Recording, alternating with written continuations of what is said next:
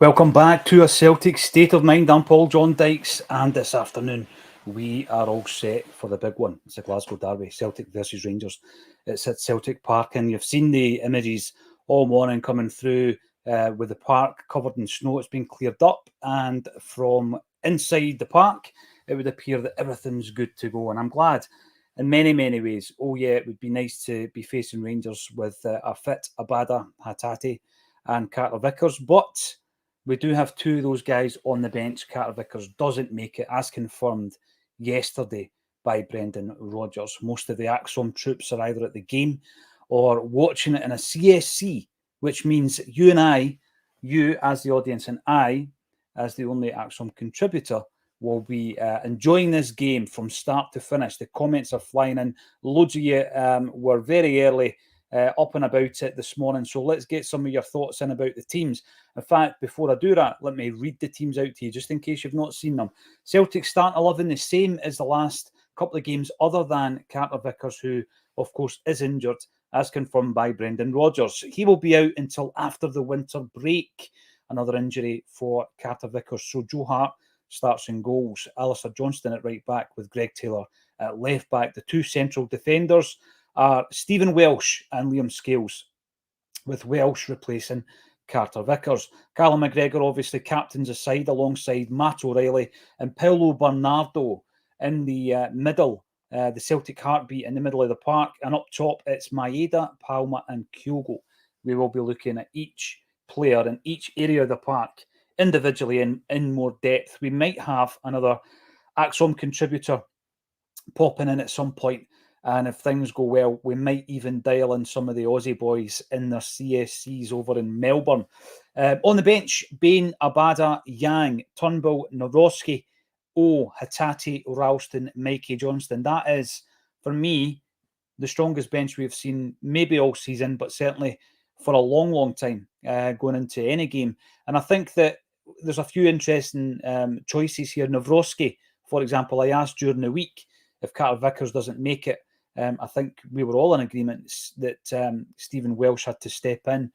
But the choice of backup centre-half, I think, would speak volumes, because the fact that Lagerbielke has not been selected in the squad would suggest that the reports around his future are true and that he will be leaving the club come the January transfer window. It's an unusual one that I'm sure we'll be talking about at length maybe next week going into the January transfer window. We'll leave it for today. But he is out of the squad. He was a big part of the team, of course, that won at Ibrox. We'll come back to the Celtic team in a moment. Our opponents today line up as follows: Butland, Tavernier, Goldson, Balogun, Ridvan, Lundstram, Sterling, Cantwell, McCausland, Sima and Dessers. That is the starting lineup for Rangers visiting Celtic Park today with no fans in attendance. It is exclusively a Celtic area today. And let me tell you, we had a discussion about that during the week as well. Jim Law believes that these games should continue as is, whereby,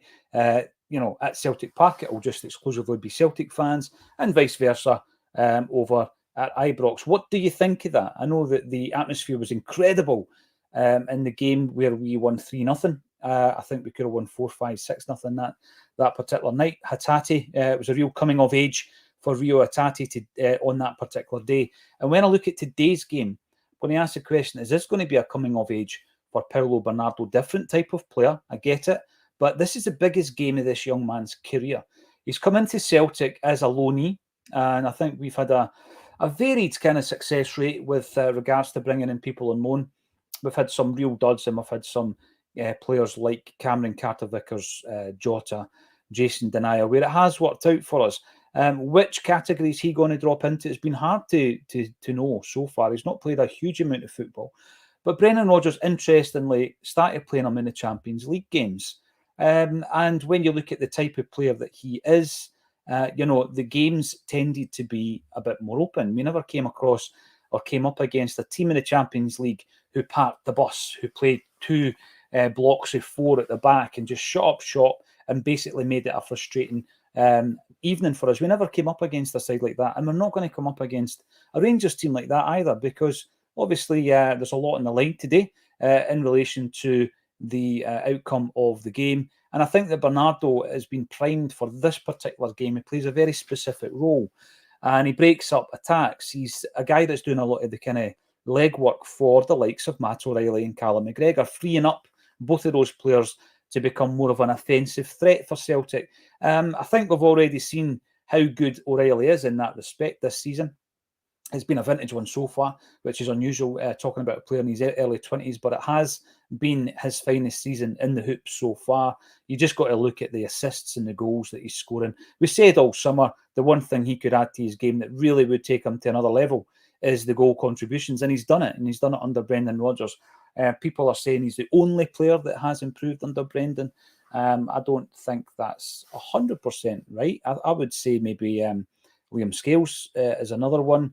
And when we see the return of Abada and Hatate, I would like to see the result of Rodgers working with these guys for a prolonged period of time. But it's a massive game for Paulo Bernardo. There's obviously going to become a time where we have to make a decision on the player, whether or not we make the move permanent from Benfica. You know, it's a hunting ground that fared us well with Jota, who turned out to be an absolute superstar. And of course, we are interested in a former Benfica left back who has moved on to Estoril. So I don't know what the contact is, the agent, or who the agent is, but we seem to have an in to Benfica players who have come through their academy. And Bernardo, he's the type of player, yeah, I know he scored the other night, but you never finish a game thinking, wow, what a game he had. But as I said, a lot of the stuff he does goes under the radar. And I think he's going to be huge for Celtic today. I really do. His own performance defensively, but also in freeing up McGregor and O'Reilly. We'll come back to the defence in just a second, bringing up some of your comments here. How are you feeling about today's game? Are you confident? You woke up today, you looked out the window perhaps and seen a bit of snowfall. You thought, you know what, this might actually get called off. Not just because of the park. I'm pretty sure the park would be fine, but obviously for the safety of those travelling to the game. If there is a delay with the kickoff, we'll just keep chatting. We'll chew the fat until the whistle blows. Pat Morrissey, I tested positive for COVID on the 22nd. Still feeling like death warmed up. Need a win to cheer me up. Well, I hope you do get better, Pat, and hopefully Celtic and our performance today will go some way to helping you feel a wee bit better. It's rotten.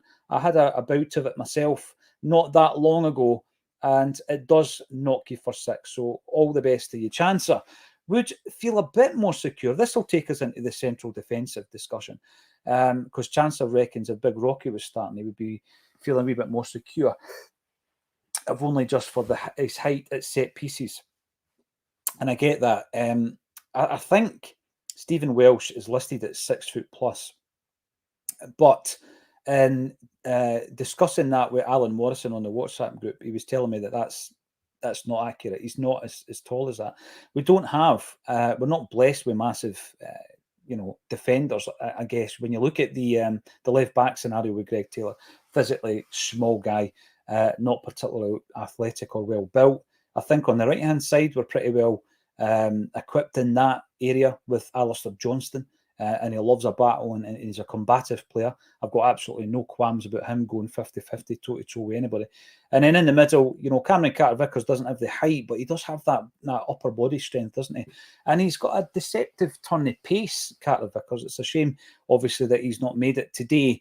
We're left with Scales and Welsh. I think Scales has shown aerially that he has got what it takes. When you look at the data in terms of balls won, both on the deck and in the air, he's up there with Starfelt, and Stephen Welsh is just 1% worse off than those two guys. So that's something I was looking at again. Alan Morrison, I've got to give him a shout out for that. He was looking at the performance data of our centre halves over the years, and this included guys like Julien, Chris Heyer, Filip Benkovic, Juzo Simunovic, Jack Hendry, Denaya, Van Dijk, all these guys. And I think that Welsh and Scales are sitting on the cusp of the kind of average in terms of duels won either on the deck or in the air. So I think that answers your question, Chances. They don't appear to be blessed with the height, but they are winning the ball.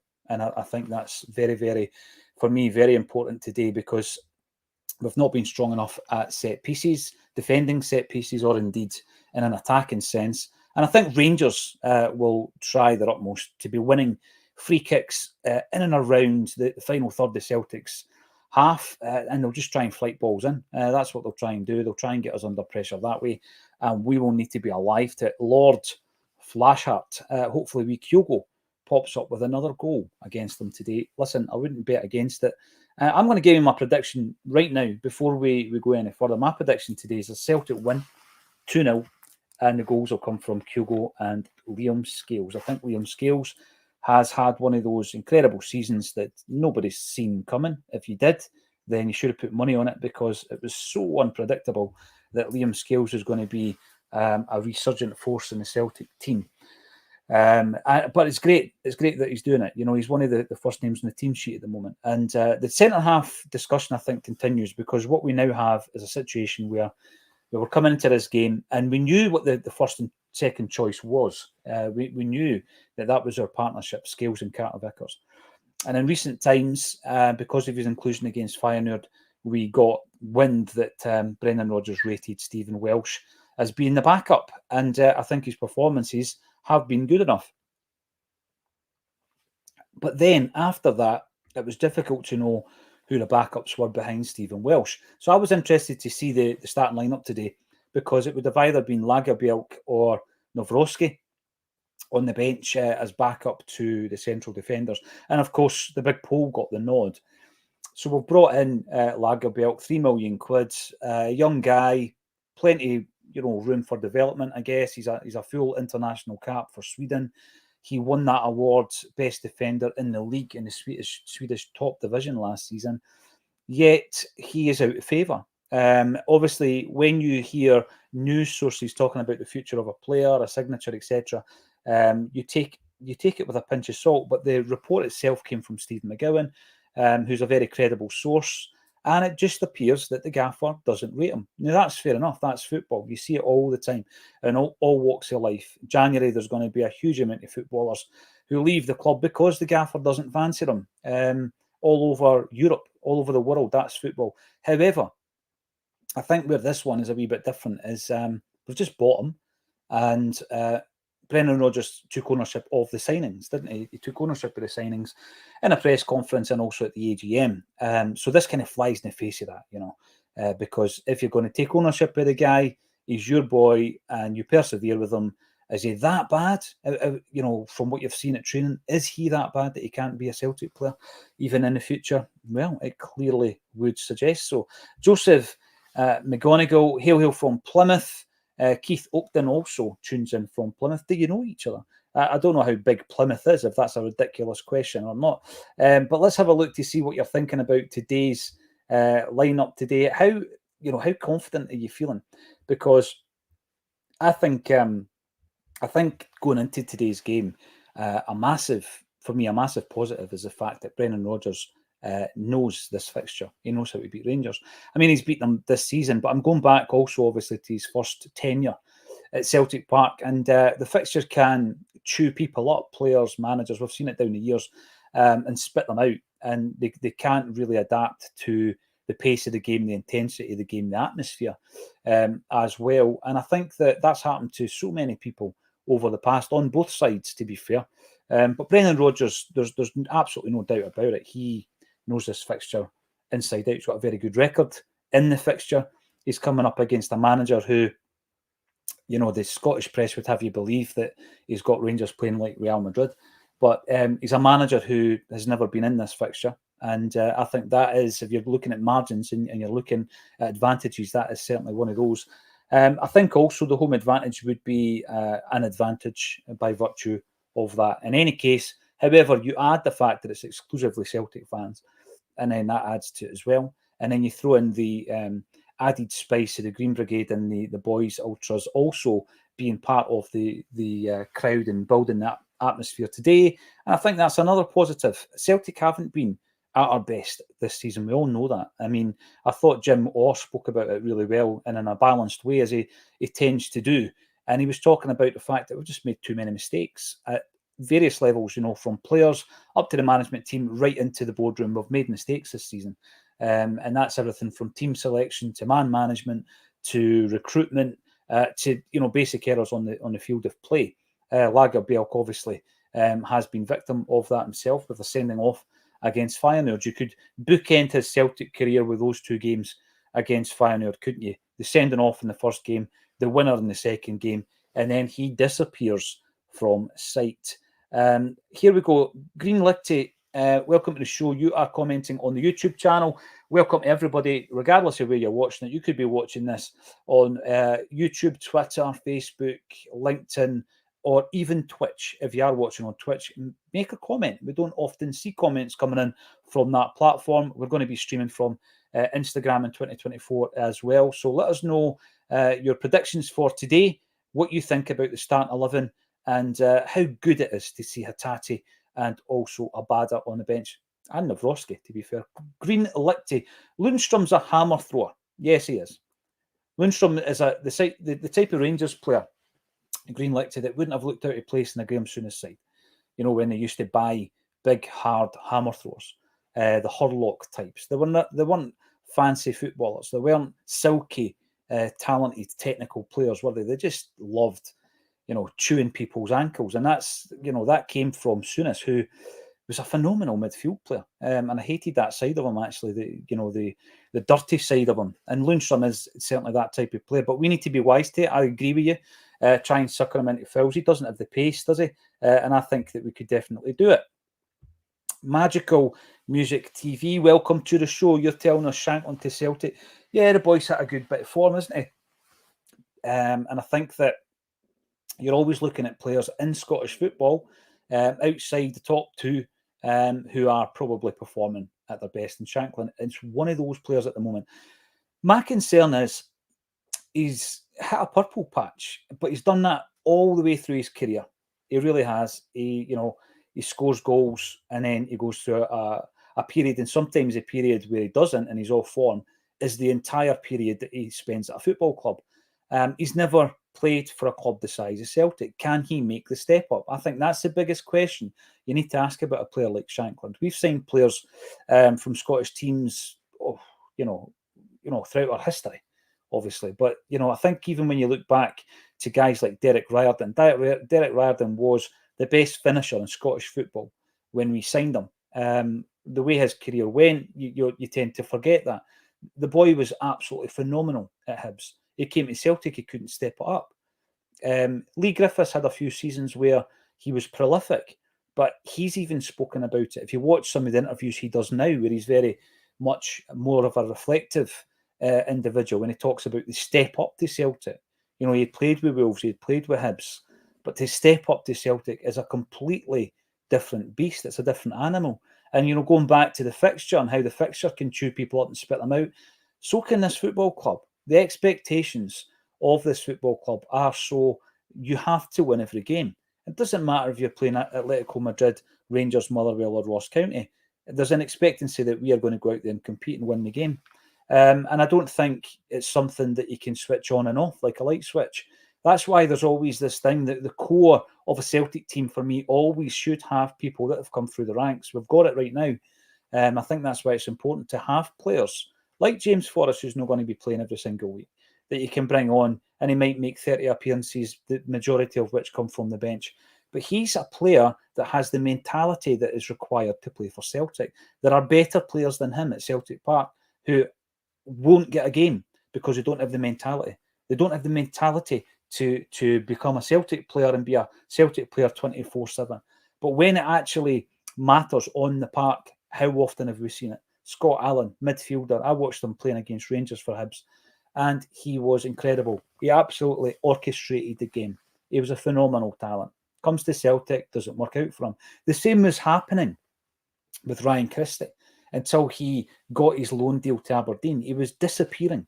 And I think that's my concern, going back to the original point, that's my concern with Shankland. I think if he comes to Celtic, it's not as simple as he replicates the same form that he currently has at Hearts. He comes to Celtic, it's a completely different ball game for him. He's a tiny wee part in this massive, colossal machine, and he might not be able to make the step up. That is my concern. Yeah, he's having a phenomenal season, probably his best season to date, and it'll probably be his best season ever has. But you don't just sign someone when they're on a purple patch.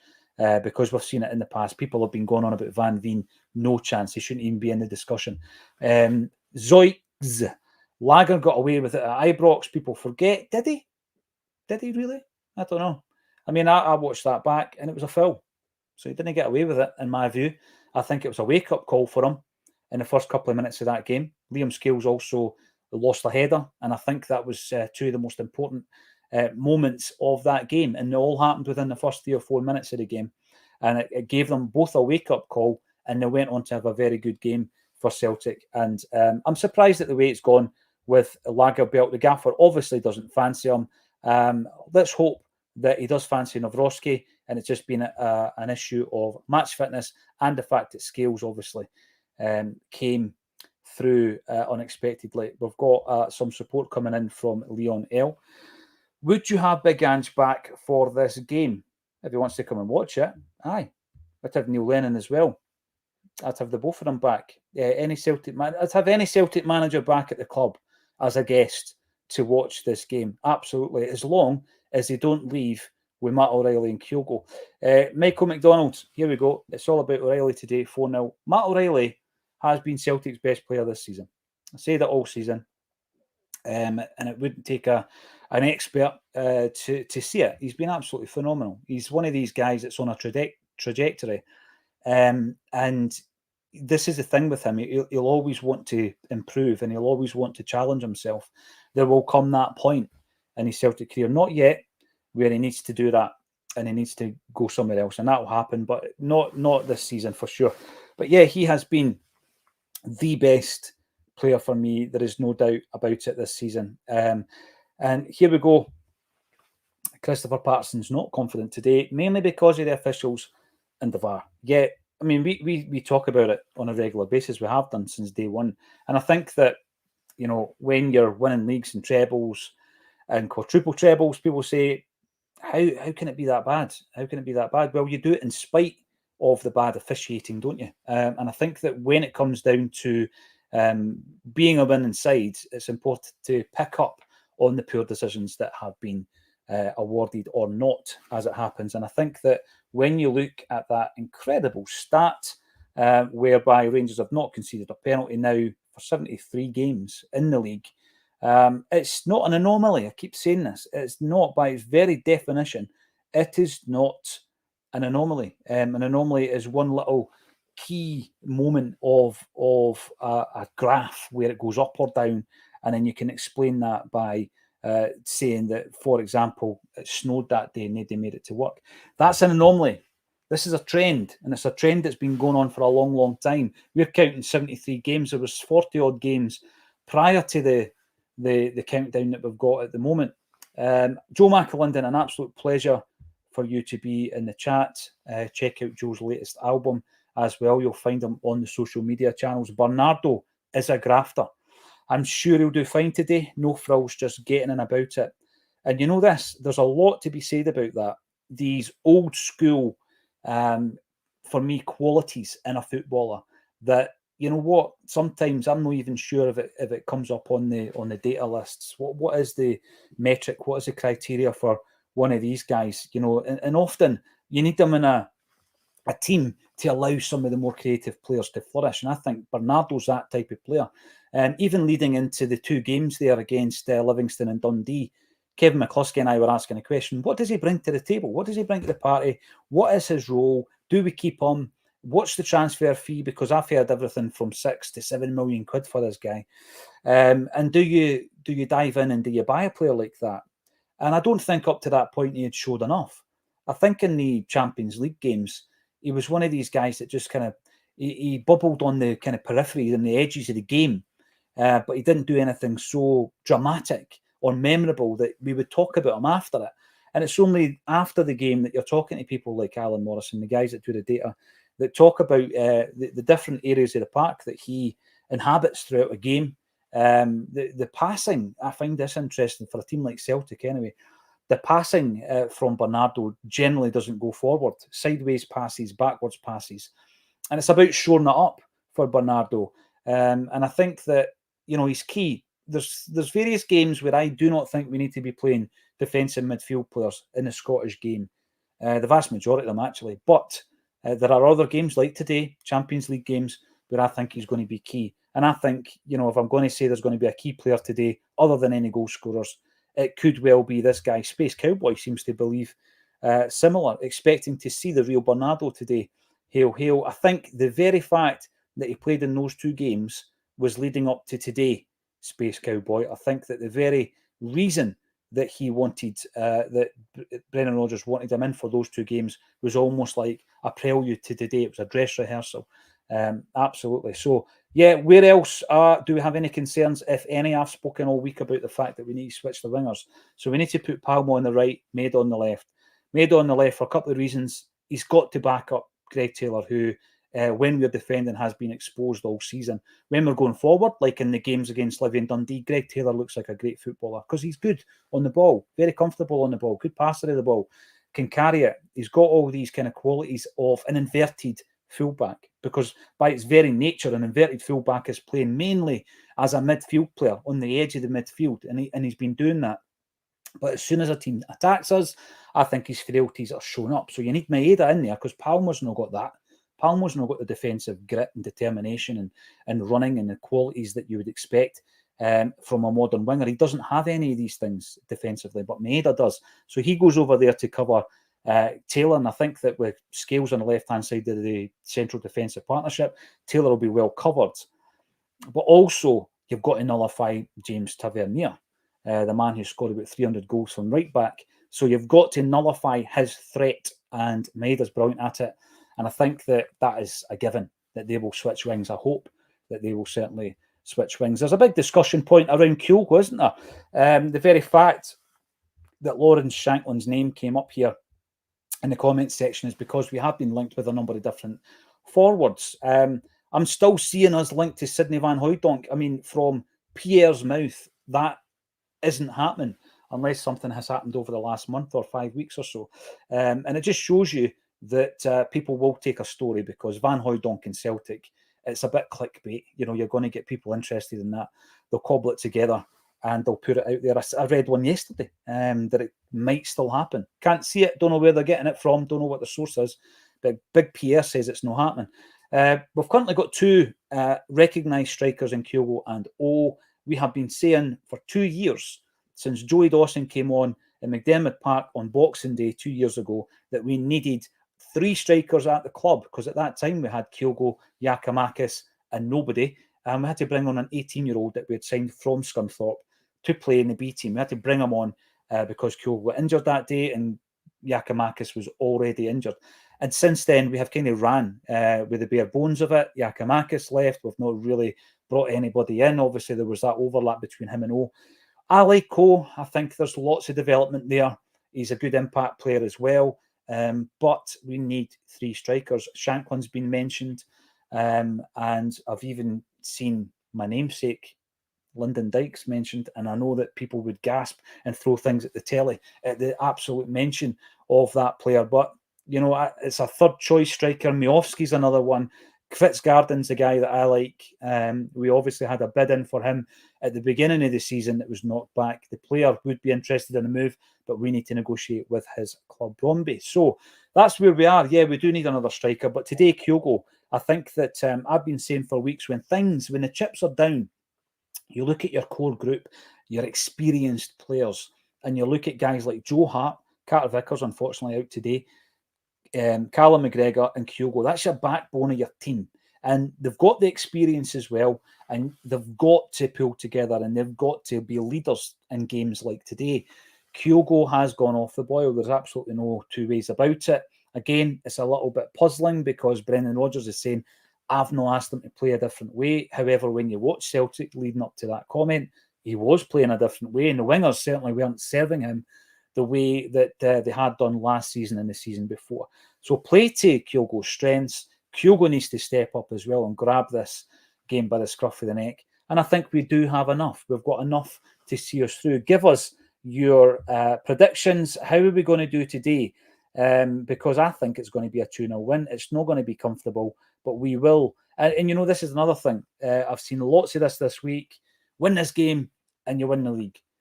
I don't always subscribe to that. I don't buy into that, particularly when the game is halfway through a season. But there is a stat that says if you're sitting top of the league at the break, if you're sitting top of the league by the end of the year, you'll win the league. I think only once in the last 14 years or something, that's not been the case. So if you're top of the league at the end of the year, you will win the league. Loads riding on this game. You are 6, 7, 800 strong on the live chat. Thank you all for getting involved. If you haven't done so already, get subscribing to the YouTube channel. Massive developments in 2024. But let's go to the action just now. Celtic versus Rangers. Thank you all for joining me, and I'll see you at half-time on A Celtic State of Mind.